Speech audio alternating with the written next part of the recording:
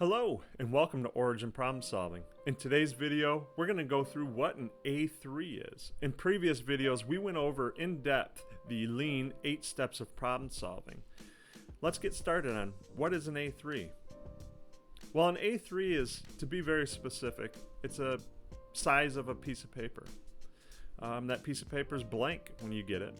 And you use a pencil and you record the 8 steps of problem solving or your journey through the 8 steps of problem solving on that piece of paper.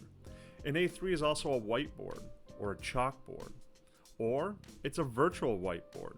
What I've been using in this one and in previous videos is called Mural. There's another one out there called Miro, and Microsoft has their own virtual whiteboard. But again, an A3 is a location where you track your steps through the 8 steps of problem solving. It gets everyone aligned on where we're at, where we've been, and where we're going. It's a place to track your ownership of your action items. It's a place that you can train other people.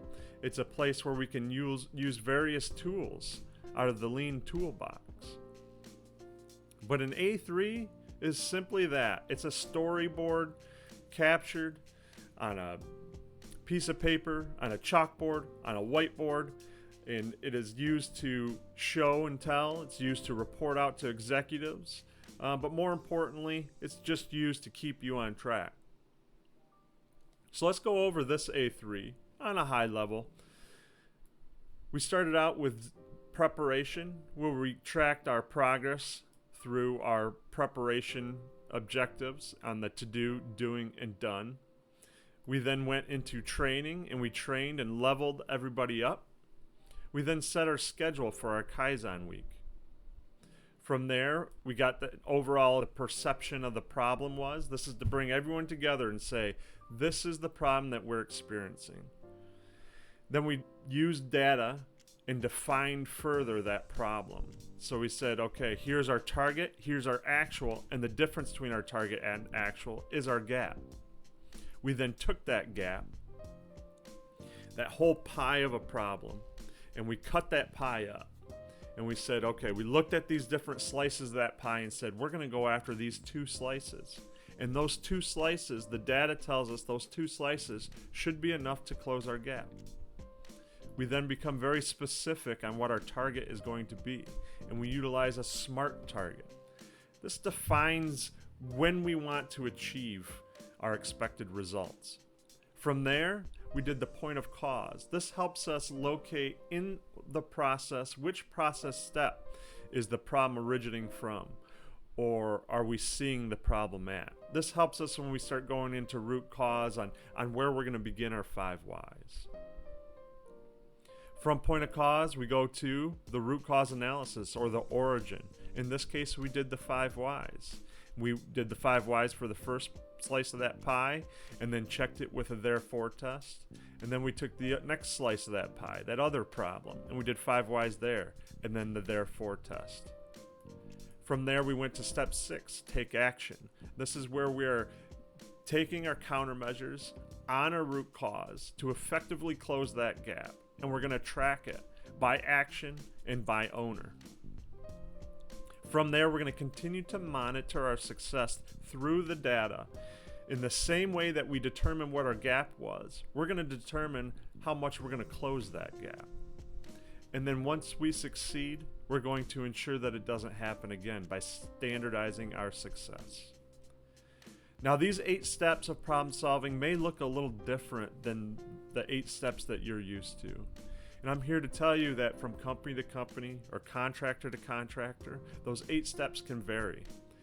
But the important thing to remember is, irregardless of where the 8 steps are focusing on, the journey will be the same.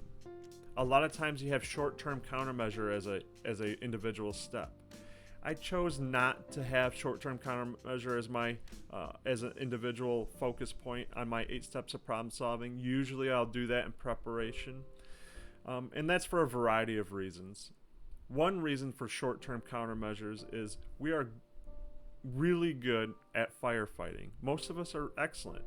Some of us have even made names for ourselves and how well we are firefighting problems that arise. We think under pressure very well and act on it and contain our problems. But in problem solving, short-term countermeasures are waste. They're temporary solutions. They were never intended to be long-term countermeasures. And in problem solving, that's what we're trying to achieve, long-term countermeasures. So if you have short-term countermeasures, then you stop your problem solving and you complete those short-term countermeasures first, because they are that important. Short-term countermeasures are used for legal reasons or safety reasons or excess of product defects or money and stuff like that. They could be a union type issues or government regulations. These are areas where short-term countermeasures should be done, and they should be done immediately. So a lot of times if they're included in your 8 steps, you're basically documenting. I would say the majority of the problem solving that I do, it's problem solving on short-term countermeasures that were already enacted. So we have this convoluted process where we are having all these different defects and it's taking additional time or taking too much time. A lot of times that short-term countermeasure is already in place, and we're trying to now create a more standardized approach to that, and that's why we would do problem solving. So we may document some of the workarounds we're doing in our problem solving, but the goal of problem solving is to come up with long-term countermeasures and then standardize those long-term countermeasures. So that's why I don't include short-term in my top 8 steps of problem solving. It doesn't mean it's wrong when people do include short-term countermeasures. I just don't want to put emphasis on it. So like I said, we're all dealing with the same steps. We just put emphasis on different areas of those steps, and those are our 8 steps of problem solving. But again, back to the A3. An A3 is just the collection of that journey on a sheet of paper or on a whiteboard. What an A3 is not is a robust template that you have to fill in some blanks and check off some bubble points. That's not problem solving. That's not an A3. An A3 is a blank sheet of paper where you track your progress using the lean tools through the 8 steps of problem solving. So get out there. You can't screw it up. Just grab a blank piece of paper, grab your pencil, and start going through the 8 steps of problem solving and solve those problems at the origin. Thanks for watching.